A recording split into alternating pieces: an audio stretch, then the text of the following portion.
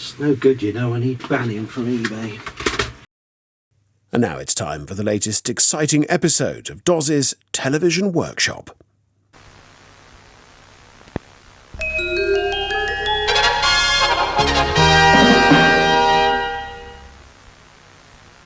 Hello and welcome back to Doz's Television Workshop, where today we're going to be having a look at this Oric Atmos computer I bought from eBay.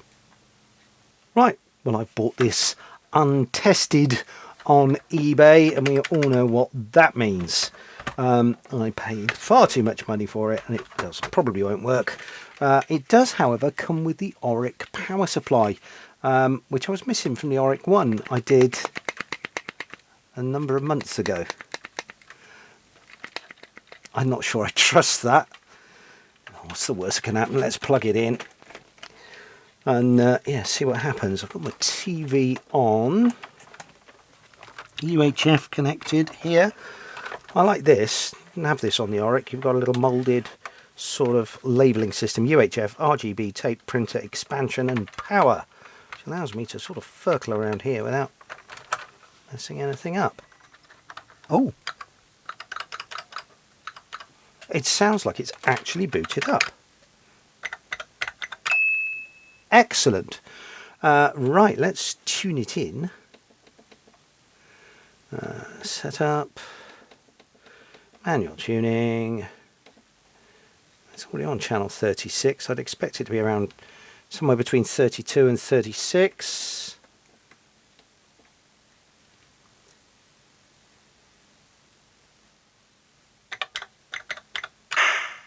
It is. We've got shoot, explode, zap. We might have a working system. We've got no RF output though, which is a shame. But of course I do have the SCART lead, the RGB SCART lead I purchased for the Oric one. So let's just try that. Let's come out of there. Menu, input into SCART. RGB lead goes in there. Power goes into the power socket. And the SCART lead powers the Oric. SCART lead in the telly. Oh wow, yes, we do actually have a functioning system.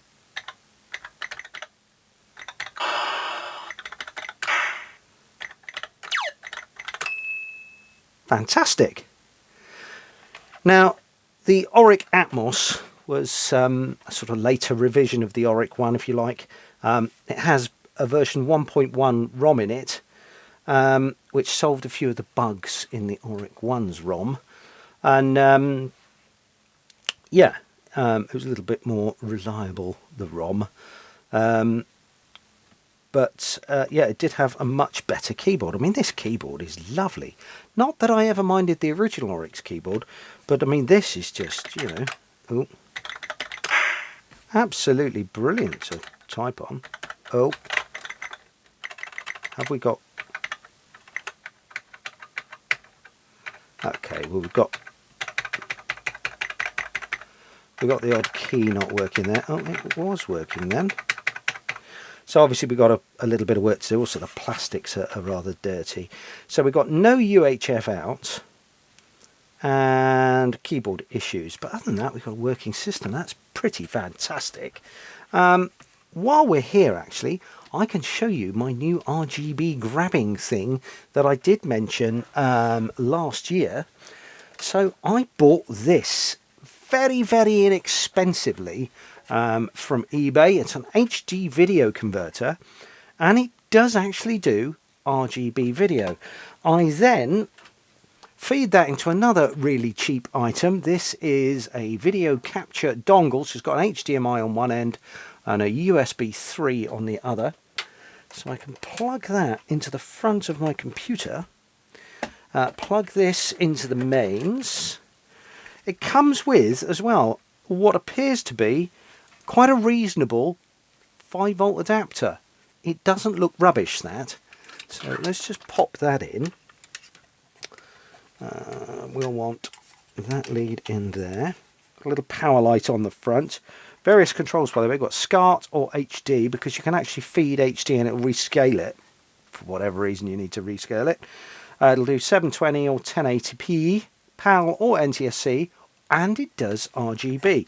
So I'm just going to prove that. Let's just power down the Oric for a second. I shall take the SCART out, plug it into here, fire the Oric back up, and if I just go over to the computer, yeah, I click on start recording there, and as you can see we've got a super clear grab of the Oric's display. So zap.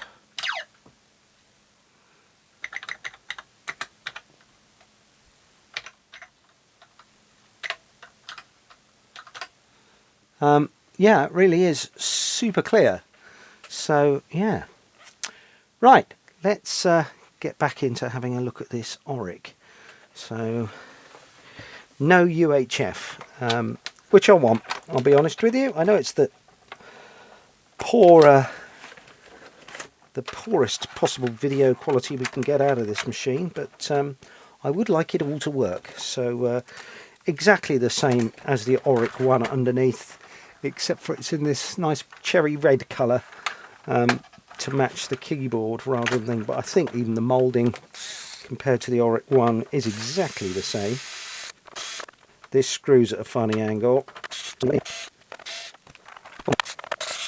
Yep, 6 screws. Yep, exactly the same as the Oric one, more or less, except for what's that? That is going to be... Oh, that's the ULA, isn't it? Yes. Right. Okay, so we've got poor keyboard and no video. I think we shall start with the no video. Same oddball power supply, by the way. It's a positive... sorry, a negative 5-volt regulator. And of course, interestingly, even on the board there, it does say Oric 1, designed by Tangerine Systems, despite the fact this is an Atmos. As I say, there was almost no change to the hardware, if any change at all. Right, so this little thing over here, oh, that's hanging out of the board, is our UHF modulator. So let's separate the board from the keyboard. Is it just going to be a dry joint? Let's get a pot going for these screws before they go everywhere.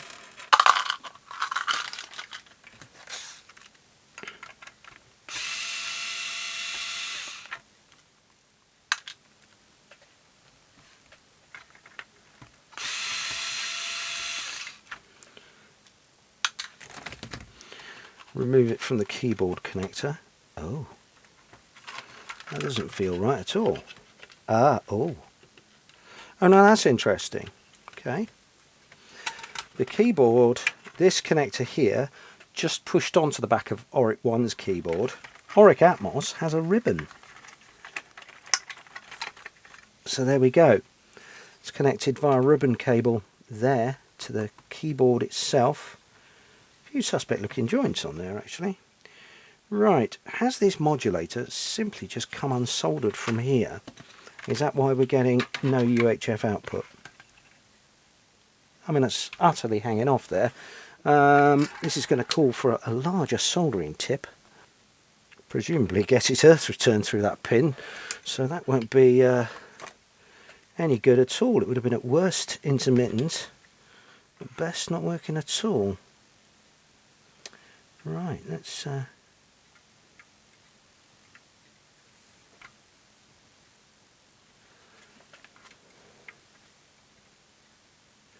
It's a big old pin to want to heat up, and a big area of copper on the PCB as well.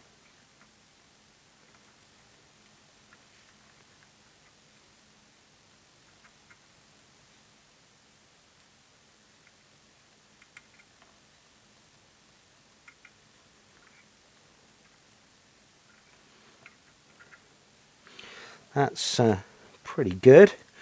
I'll do the other side as well. Oh, it's got an odd smell about it. This has probably been stored somewhere damp in its life. Yeah, it's like smell of damp paper almost, you know, like an old book. Right, let's fire it back up and see if we get any UHF output. I need to set the input back to TV. There we go. Plug the UHF in, plug the power in.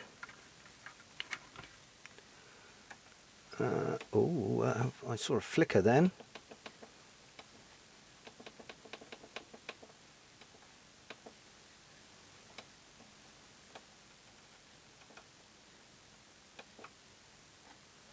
Are we getting something? No, we're not. Oh, what's that? No. No. Is that just really weak? I know this lead's good, so yeah, okay. That hasn't put our problem right, has it? Okay. Right. Anything else obvious we can see? We've got the dreaded tantalum there. Let's just give him a measure, see if he's still alright. These just generally tend to fail short, so we can measure that straight from there to there. It's not failed short, so... And we should have 5 volts on one pin and some form of video modulation on the other. I'm just going to don my headgear for a second and just have a quick look around, see if we can see anything obvious.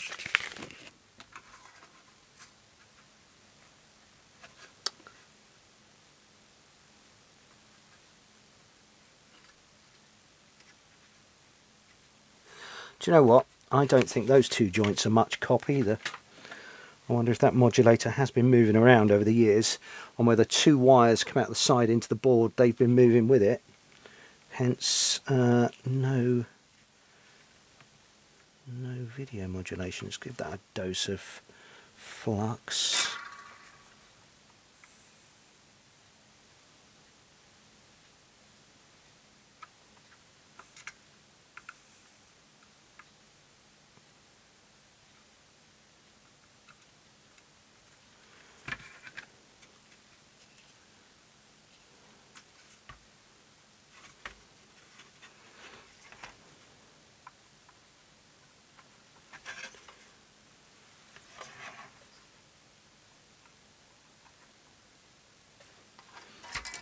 There we are. Right, let's just try that again.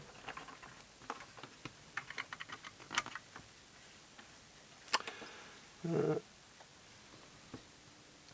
does sound like it's running. The speaker's got a certain very quiet purr to it when the Oric is running. We're up at 39, it won't be up there. Let's come back down. 36, 35, no. Oh, no. Okay, well, it looks like there's sort of something there, but not the right thing. So, next thing to do, I think, is to look. So the modulator is very simple. It's got a power supply on one side, and oh, video going in on the other. That doesn't feel right. You just have a look inside the modulator for a second. It's a little can. You can just lift the top off.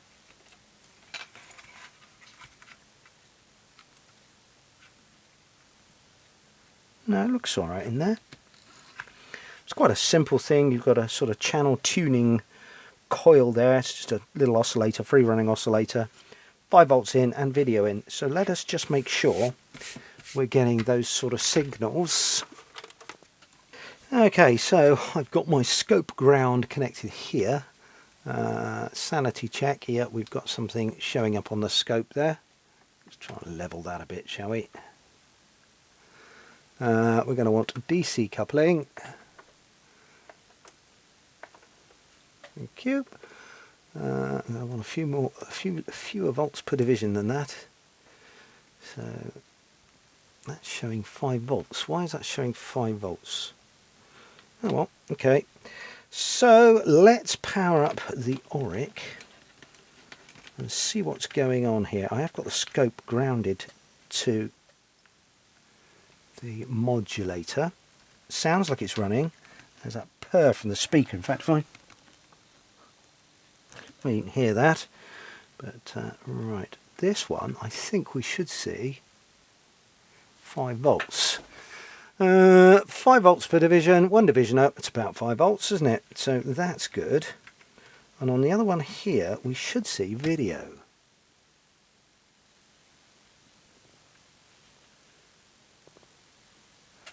I don't see much video on there. Anybody else? There might be a bit there. Let's just switch to AC coupling. Wind the volts up and see if that looks like a video waveform. It does, doesn't it? There's not much of it there though, I'd say. Yeah, okay. So does that mean we've just got, it is actually just a modulator fault, we've got nothing coming out? Could be, couldn't it? Yeah, right. Pausing for thought here for a second. Let's just see if we can trigger that a bit better. Let's take the speed up a little bit, see if it actually looks like a video pattern. It certainly does, doesn't it? Trigger menu, source, channel 1, edge, yeah, rising mode, automatic, coupling, DC. AC, let's just twiddle with a level. See if I can get it lock. I think I can. There we go. Yeah, it is looking very much like a video waveform. A little bit lower in intensity than I'd maybe like, but yeah, we should, you know, if you put 5 volts on one of these modulators, the very least I'd expect is a blank screen. Okay, let's just hook our UHF up again. Go back into tuning.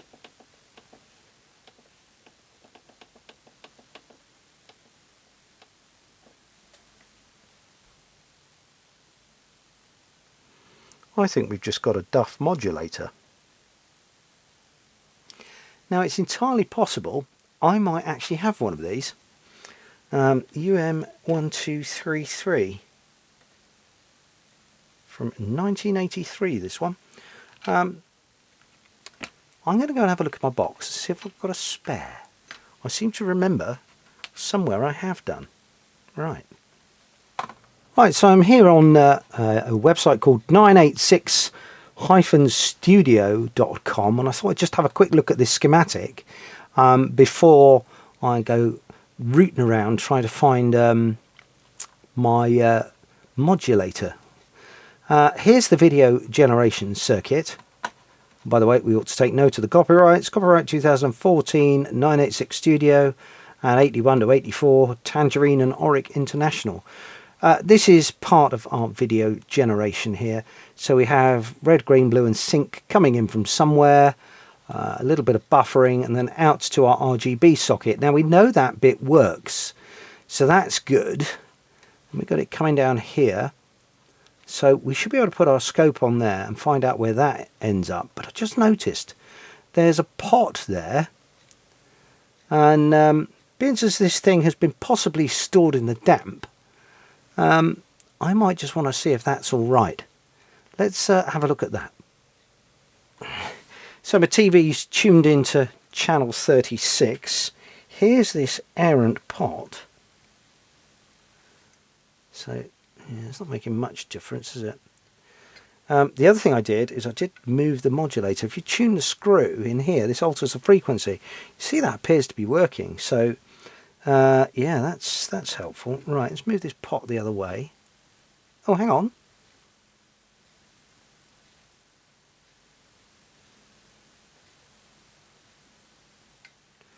Well, that looks pretty good. Let me just reset the Oric.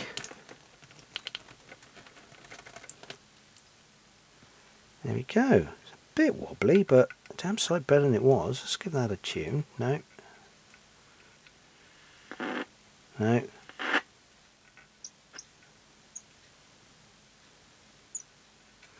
Just change channels out and back in again just to let the TV reset itself. What's a bit of fine tuning now? I think that'll be all right.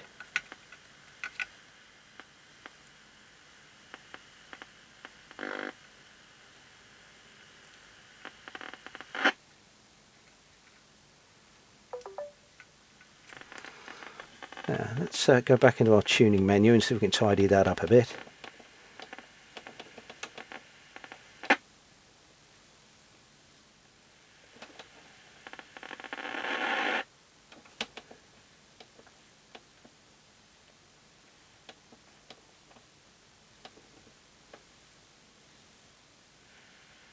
It's a little bit fizzy, isn't it? But I tell you what, that might improve when we take the scope off. No, maybe not. Well, at least it's working now. See if there's not a bit of fine tuning to be had.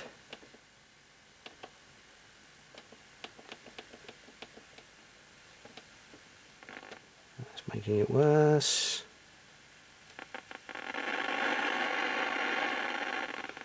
You wouldn't normally have the speaker on the telly anyway, because it's this has got no sound carrier, so you'd normally have that off.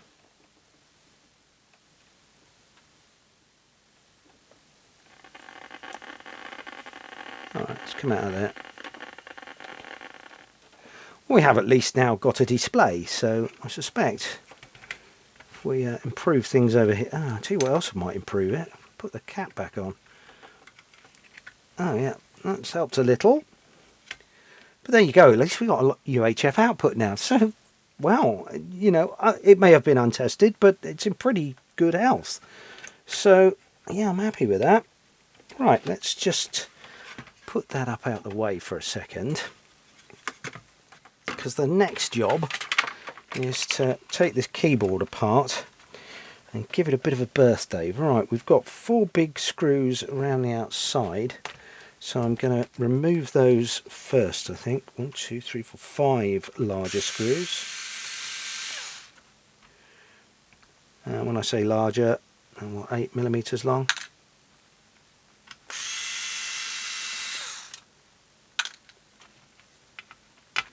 So we have one key that wasn't working, the 1 key, or was working intermittently at best. Probably all just wants a bit of a membrane birthday, if it is a membrane keyboard. But I'm looking at this board, it may well be individual switches.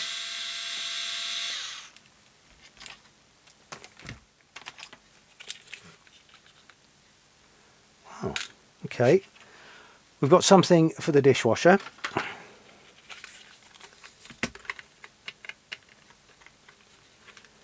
Yeah, does that look like it's got a bit of a curve to it to you? It certainly does to me.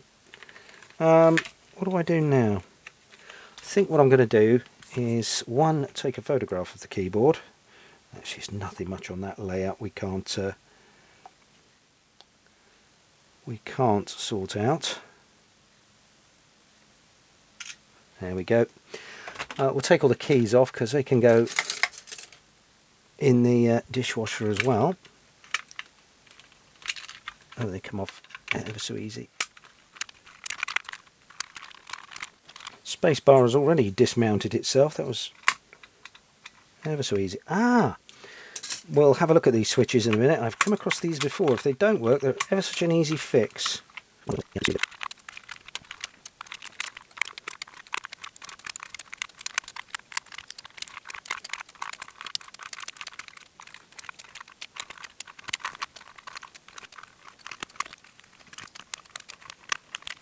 Right, we should put that in the dishwasher with the plastics. I'll just show you how this works. I'm going to optically zoom in and not do it in post, because if I do it in post with this level of zoom, it'll look like 640 by 480. Why do it look better than that blurry mess? Where are we? A bit more. That'll do. So, if I pointed a key, let's pick this one. You see those two little contacts in there? And as I push the key down against it, you can see the outline of the spring in the back. That's what gives it the return. If I push it down, you can see the two little contacts just closing there. And if I sort of angle it, you can see, no, that's a better angle, isn't it? Let's try and get that one there. You can see the action there. So I suspect all these just, that's our number one key there. Just want a little squib of something to clean them up. I will just check it's soldered all right. It was a little bit intermittent, but we got it to work once or twice, didn't we? Which is one, that one there. Oh, no, I have to say the soldering is all pretty poor on these. So yeah, let's widen that back out again so you can see what I'm on about. Yeah, the soldering around the switches is pretty poor. So I think I may wish to just solder all those up. Let's just have a little look so we can see any movement in number one. I don't think I can, but yeah, that'll get a complete resoldering. But first things first, Mrs. Doz is out. I need to get those plastics in the dishwasher. Okay, while I'm waiting for the dishwasher to finish doing its thing, let's continue on with this keyboard. So I'm just going to zoom in again so you can see what I mean about these joints. Where are we? Too much blur vision. There, I should probably try and zoom in a bit more in post as well. So this is the keys that we found very rarely worked, and you can see that joint. If I sort of angle it into the light a bit, you can see a lot of these key switch joints here and here, here and here, not looking very good. So yeah, what I'm just going to do is we'll just spend a couple of minutes and resolder them all. Oh, you see, as soon as I touch it with an iron, it really does open up.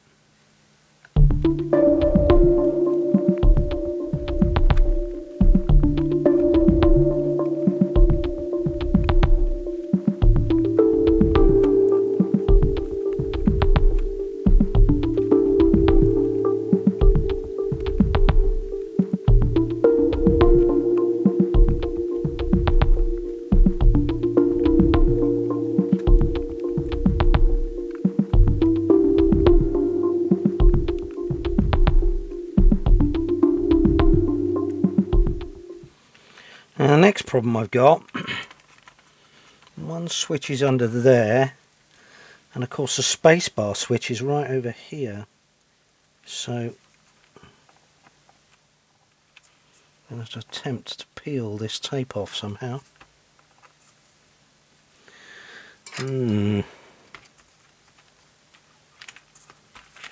Where's the switch? The switch is there. Oh, you can just see it. Ah, there we go. I'll just move that out the way a little bit. Let's hold it out the way with that screwdriver. Ah, maybe not. Oh, what I need is three pairs of hands. Let's see how we can do.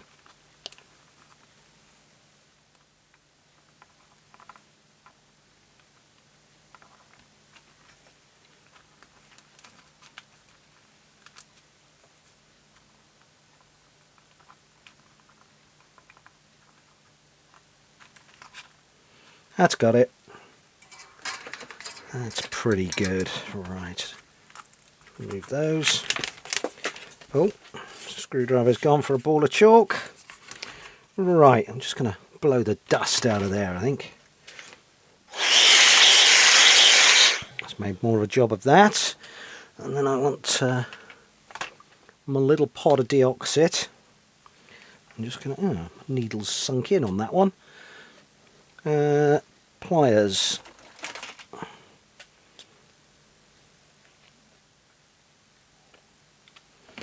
There we go. I'm just going to put a little spot on each key.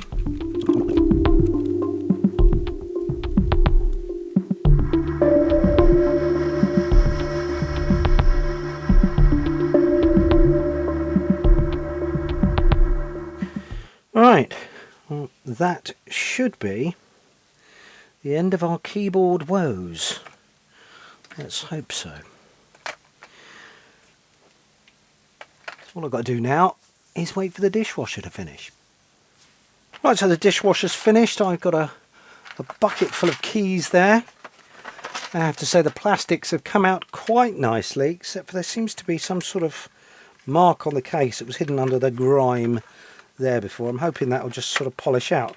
It's almost like it's had something resting on it. But certainly looks a lot more presentable than it did, so that's nice. Right, first things first, let's get this keyboard reassembled.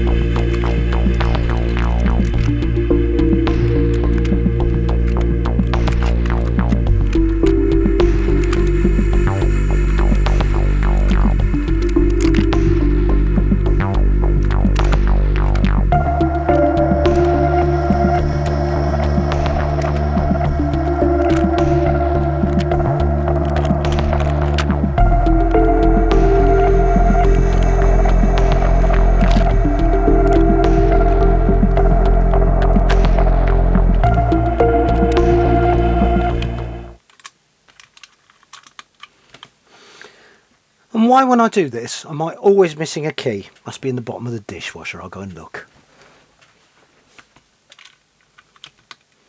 Yep, there we go. There's always one escapee, isn't there? Or is that always one escape key?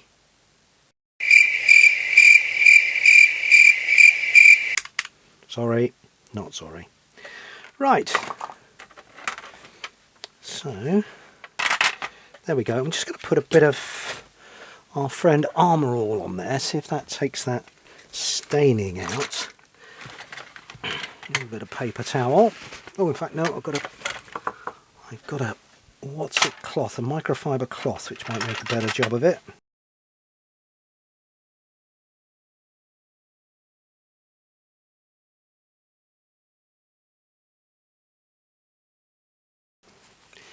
Okay, let's put the keyboard back in.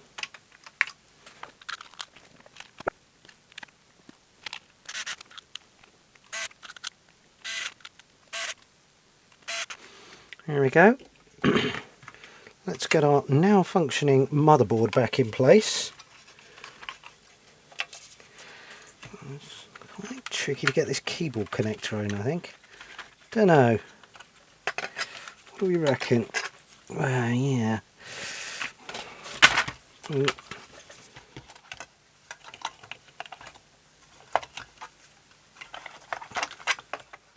Get it as close as I can to where it's going to live. Yep. Ooh, that's it, perfect.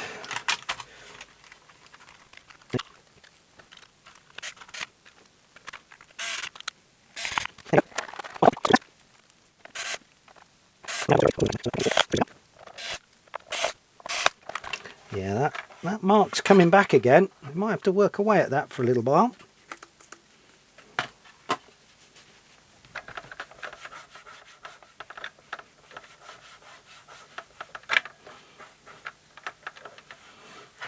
I don't know whether this stuff sort of feeds the plastic. Is that the right word to use? I don't know. But it does sort of help if you let it sit for a while.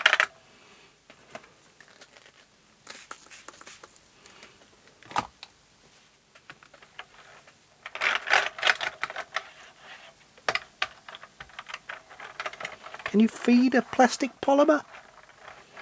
That's a question for my daughter, Dr. Doz, isn't it?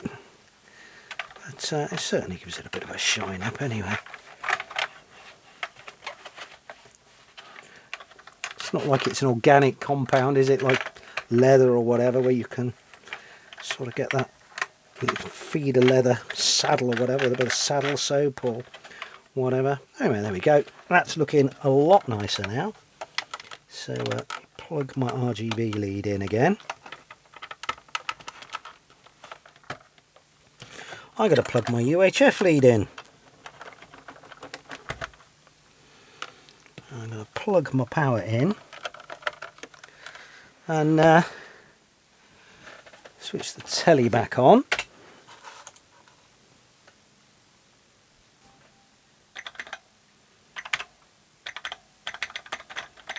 Oh dear. Well, we've definitely got something very wrong there. Let's just restart that.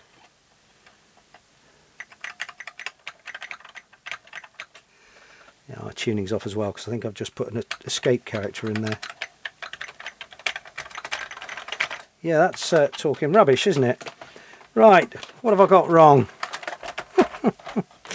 Should have tested it before. I wonder if the ribbon cable's one slot out or something. Must be said, I thought I got it in. Thought I got it in square.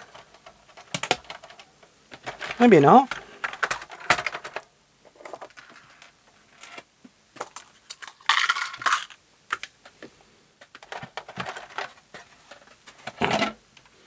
Let us just examine that keyboard connector again. We could, of course, have another fault. I hope not, but we could have.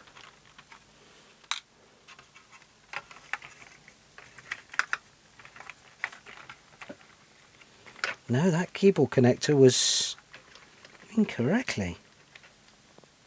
Ah, hang on.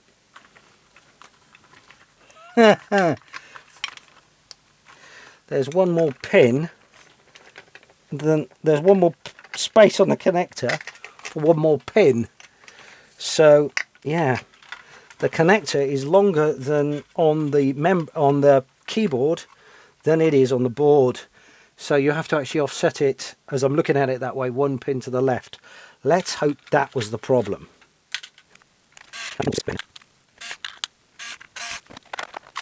I'm not going to bother putting the bottom on for 2 minutes. Let's just test that again. Okay. Right, the moment of truth. Ah!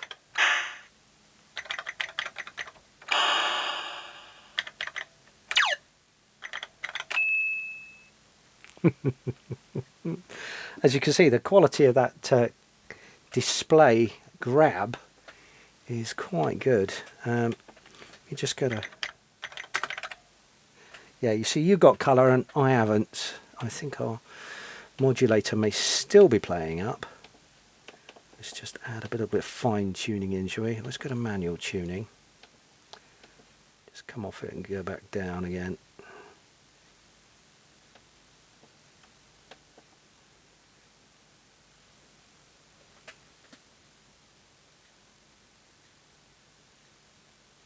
Still a bit weak, isn't it?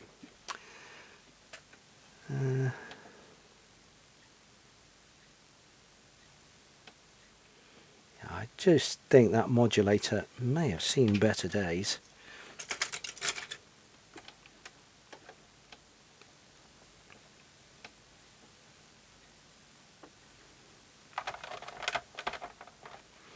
Make sure my aerial lead is in fact good. Ah, that doesn't help. It looks like the socket's on the way out on the telly, but that should still be better than that. I shouldn't have pushed that button. Fine tuning.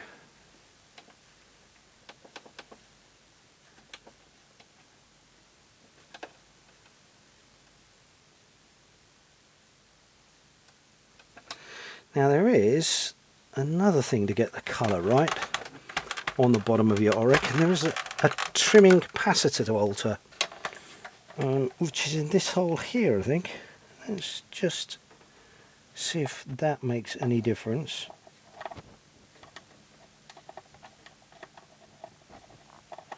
I don't think it's going to make much difference to your screen grab.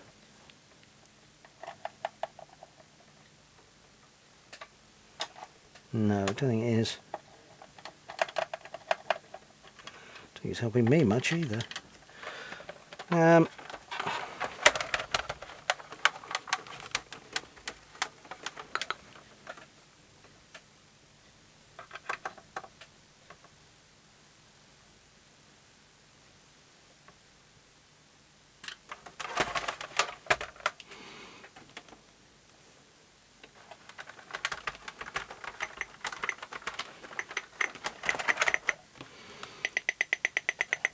Right, let's try and adjust that.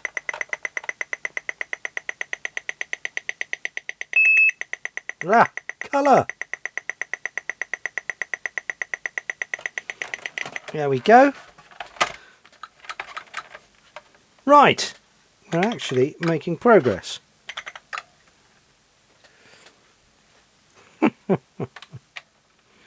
Control C to stop. Excellent. Right. I think the next thing I want to do is, one, I'm going to put the screws back in the base, and then I'm going to go and get a cassette deck, because I'm going to attempt to load something that the Oric Atmos had that the Oric One didn't, and that's a sort of welcome cassette that actually came with the package. And I can't remember the name of the friend of mine that had the Atmos, but he had this wonderful tape, and it had this amazing high-res animation of a bird, and I was smitten by it when I was younger. And I did borrow the cassette from him and tried it on my Oric One at home, and I have a vague recollection of, by some fluke, it managing to work once, and wouldn't work on my next door neighbour's Oric One either. It was just an Atmos thing, and why it worked once on an Oric One, I've no idea. But it always used to run on the Atmos, so I'm going to go and find my Beavision cassette deck. Beavision? My B&O Ghetto Blaster thing, that's the word. And see if we can get it to load from a 40-year-old cassette. Right. So I spent the best part of 3 hours last night trying to get that cassette to load from my B&O radio cassette. Wasn't having it. No, I think it's something to do with that sort of ambisonic sound it uses. It's just distorting the signal too much, so the Oric can't understand it. I did try a Walkman as well, but that's got a fault on it, so that was no good. Thankfully last night we didn't have any internet. That Storm Bertie came through last night, and it wiped my rear fence out of my garden, and yeah, it's caused quite a major internet outage here in the UK, so I didn't have any internet, so it's not like I was had anything else to do. So yeah, anyway, this morning when the internet was restored, I got on our WhatsApp group and I said, look, does anybody have a cassette deck I can borrow to try and do this tape with? And my neighbour John replied and said, yes, I've got 2, and he's lent me this Panasonic. I have to say, I've had to clean the tape path off a bit. It was pretty horrible. But on the second attempt, loaded perfectly. So I'd like to thank you for watching. Click like, subscribe, do all that rubbish. And I'm now going to play you out with the Oric welcome tape. Cheers now. Bye.